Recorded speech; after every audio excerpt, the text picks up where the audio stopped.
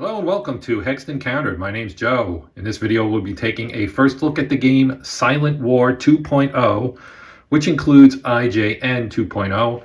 This is from Compass Games and is designed by Brian J. Miller and Stephen C. Jackson. And so this is a remake of a game that came out quite a while ago, actually, and includes the expansion. And it's a deluxeified, reworked, updated, etc., version of the game. This one has been one I've wanted for a while. I got in on the pre-order, and so I'm very happy that it's finally arrived and that I'm going to get to actually play it. It is a solitaire game, as you can maybe guess from the title and the expansion. It does have to deal with the submarine campaign in the Pacific by the United States against Japan, as it says right up here, the award-winning definitive game on the United States World War II submarine campaign in the Pacific. So let's flip it over. And so here we go. You can see that it's got a nice picture of all the components. There's a lot to this game. We do have a 22 by 32 inch game map, 8 counter sheets, 6 from Silent War 2.0 and 2 from IJN 2.0. 2 rule books, 1 for the base game and 1 for the expansion, plus a scenario book, 8 play aid cards with the combat display, submarine, tender, Surabaya base display, charts and table cards 1 and 2, counter map explanation card, war mix and sequence of play card, 1 10-sided die, and every U.S. submarine that fought in the Pacific Ocean in World War II. So you have actual size counter images on here. The submarines look great. All of the counters look really good. We have the Congo, the Yamato, the Akagi, the Shokai.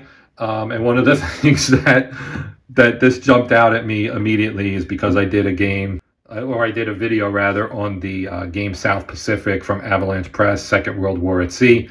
And the Shokai was in the scenario I played, which took place in Iron Bottom Sound during Solomon's campaign. And this was kind of a badass cruiser of the Imperial Japanese Navy. So that one leaped right out at me when I looked at the back of the box here. You can see we have captain counters and a TDC counter, and then you also have some submarines from other allied nations, so that's pretty neat.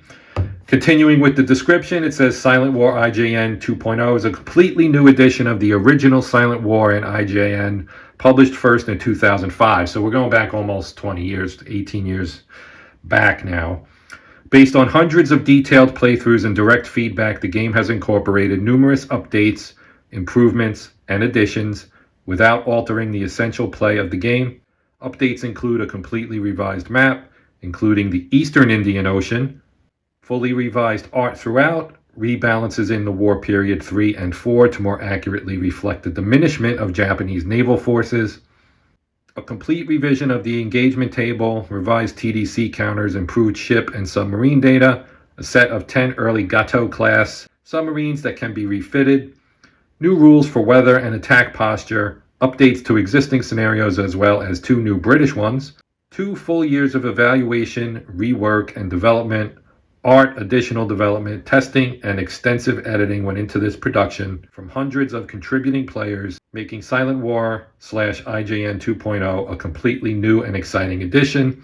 Gets a complexity rating of medium to medium high. The time scale is 20 minutes per turn. Number of players is 1. This is a solitaire game. Average time to play, 1 to 2 hours for a patrol game, up to 200 hours for the full campaign game. So there's a lot of game in here is basically what that means. So let's actually take a look and see all this stuff that's in the box here. So it actually said I thought it said 1d10, but as you can see, we've got 2 of them. Some baggies.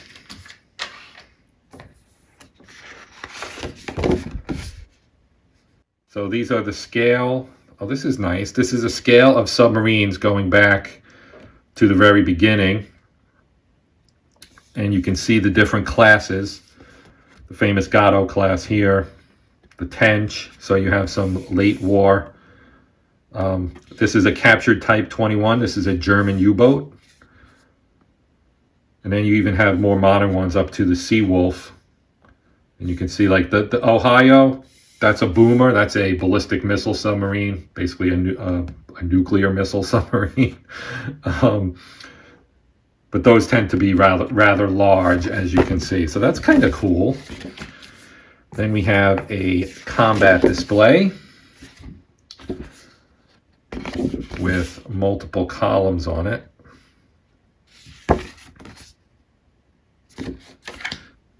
And I have not looked into this box. I just literally peeled the shrink wrap off before starting the video. I wanted to come at this completely fresh. Here's the Surabaya display, submarine tenders. That is single-sided. Sense of scale 2. So here we have some other nationalities, including Japan, the Dutch, the British, some German down here, Type 9D2, Type 9C, 40, you can see, and even an Italian submarine. The anatomy of a Gato class sub. This is pretty cool, actually.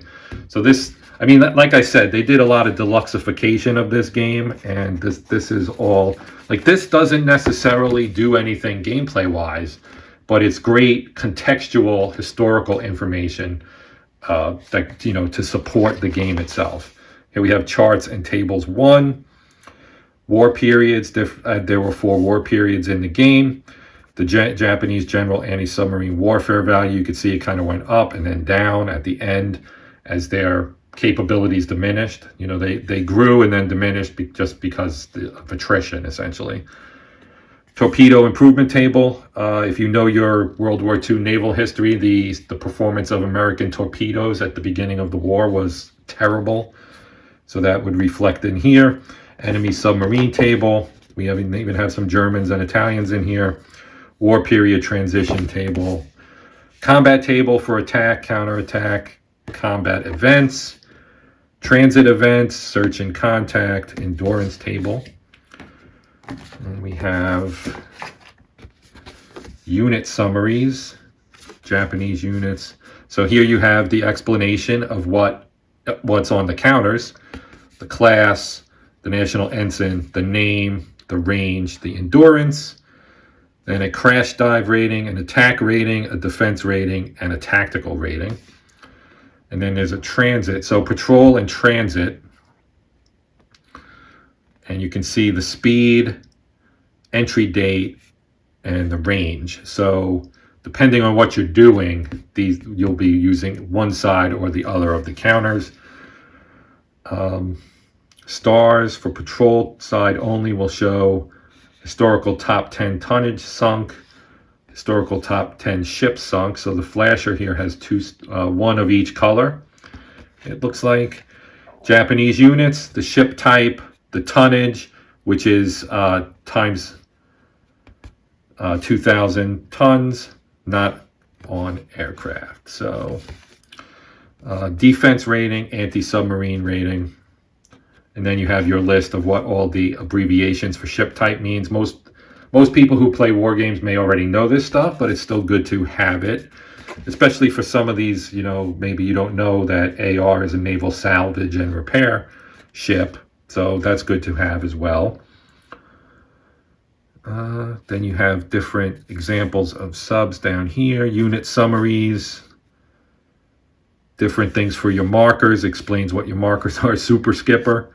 Combat events. Sub tenders. Spotted, damaged, wolf pack, etc. All the way through. And on this side you have map information. Area activity charts and markers used on the map. Just kind of, again, a guide to what all that stuff means. As we saw on the back of the box, this is a medium to medium high complexity game. This isn't a simple game. It's got a lot of detail to it. War mix table based on the 4 war periods. Apparently there's a 1932 campaign as well. Different ship types. Sequence of play on the back. So you have your strategic segment, your triple R segment, which is reinforcement, ready, and repair. The operations segment, which you'll conduct individually for each submarine. Goes through various phases, and then your end turn segment. Charts and tables 2. Attack posture table. So cautious and aggressive and standard. So these will obviously be modifiers based on your posture. If you're cautious, then obviously you'll be less effective, but safer, right? And vice versa with aggressive. More effective, but less safe. Congregating risk. Original engagement table. So this is the original Silent War 1/1.2 engagement table. See 29.0, I guess, in the rule book for an explanation of its use. Timeline of U.S. sub losses in World War II, and it tells you when they were lost and where. So here's Midway, the Solomons, Santa Cruz, Guadalcanal, etc. We got Okinawa down here, Leyte Gulf, Philippine Sea.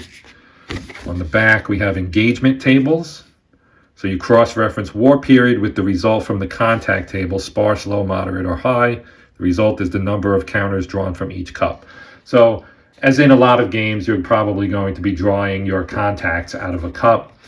That, you know, if you've played any of the Dan Versen leader games, Dan Versen games leader, you know, games, that's kind of what you're doing. You're drawing out what, you know, if it's an air game, you're drawing out what kind of bogeys you're getting, etc., etc. We have a clarification sheet, which Compass always includes in its games. They come off the printer, and sometimes things need to be clarified or corrected. They always include an errata sheet. Obviously, once it's out the door, they may post stuff online. They're also very good about sending out updates if there is something major wrong with a game. Here's our scenario book. This is really thick. It's like 59 pages long with various scenarios in it. Yeah, so you have long campaigns, short campaigns, Rule Britannia campaigns, the British games, obviously, patrol games, optional rules, war event tables. Tells you when the specific submarines are available. This is obviously early Gato class, starting with the USS Gato and going all the way up to the USS Halibut.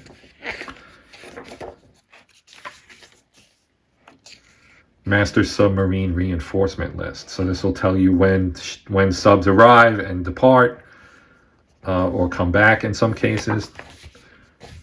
The amount of research that must have gone into this is probably a little bit daunting and certainly impressive. So here's our rule book, which isn't overly thick. It runs, I guess, what? 31 pages. On the back, you get an honor roll of top subs by tonnage and by ship number sunk. So the USS Tang obviously sunk both the most tonnage and the most ships. 33 ships for 116,000 plus tons.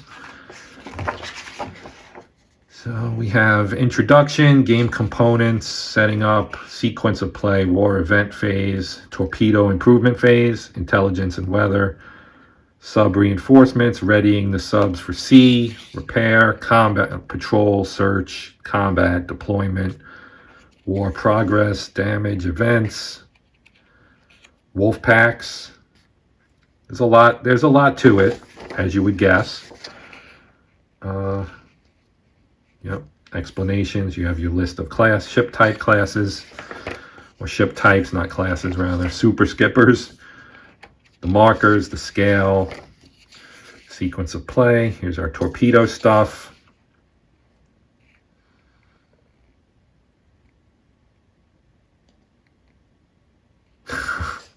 This is a nice note, this commentary here about the Mark 14 torpedo and how bad it was, and how the Newport Torpedo Station obstinately refused to acknowledge the truth of the many complaints from experienced combat submariners that the Mark 14 was not working properly.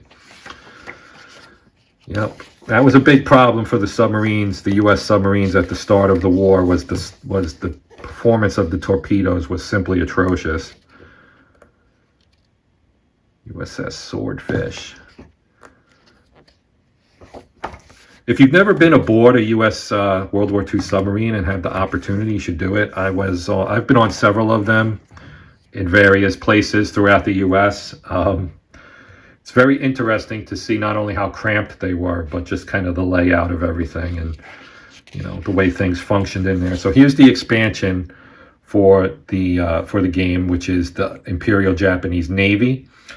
So it expands the award-winning Silent War by adding every major Japanese warship to the game, allowing players to experience greater realism during their submarine campaigns. So basically in one box, you get not only every U.S. submarine that participated in the Second World War in the Pacific, but you also get the entire roster of Imperial Japanese Navy warships to use in that. And these are the ones that were lost to submarines in the Pacific over the course of the 4 years of the war.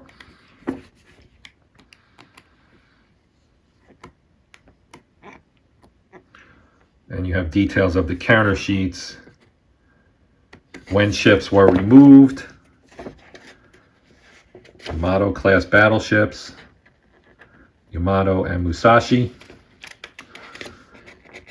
Army ships, German merchant raider, aircraft capable ships. That's very nice. And here are our counters. Now they are in shrink wrap. So let's open up the shrink wrap here.